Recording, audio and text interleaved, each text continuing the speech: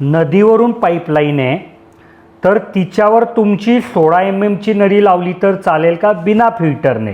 तर बिलकुल नाही चालणार. बघा, ठिबक सिंचन कुठल्याही कंपनीचं असो, त्यातनं थेंब थेंब पाणी का पडतं? कारण त्यात ड्रिपर असतं आणि ड्रिपर जर चोकअप झालं म्हणजे ते थेंब थेंब पाणी पडणं बंद होतं, म्हणजे तिथलं पीक मरून जातं आणि मग ठिबक बदलवल्याशिवाय तुमच्याकडे कुठलाही पर्याय उपलब्ध राहत नाही.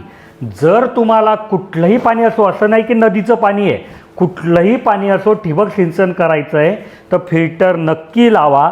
आता ते कुठलं फिल्टर लावायचं, किती इंची लावायचं, कुठे लावायचं, याबद्दल मी ऑलरेडी भरपूर साऱ्या व्हिडिओ बनवून ठेवले आहे, तुम्ही त्या बघून घ्या.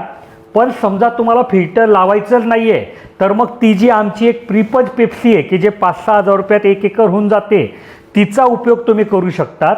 तर त्याच्याबद्दल पण मी भरपूर सारे व्हिडिओ बनवून ठेवले आहे, तुम्ही त्या बघून घ्या. जर तुम्हाला अजून काही प्रश्न असेल ठिबक सिंचन, तुषार सिंचनबद्दल, तर तुम्ही ह्या व्हिडिओच्या कमेंटमध्ये तो विचारा, मी पुढच्या व्हिडिओमध्ये त्याचं उत्तर देईल.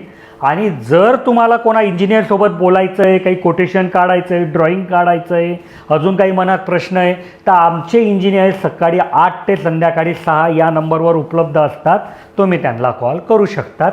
धन्यवाद.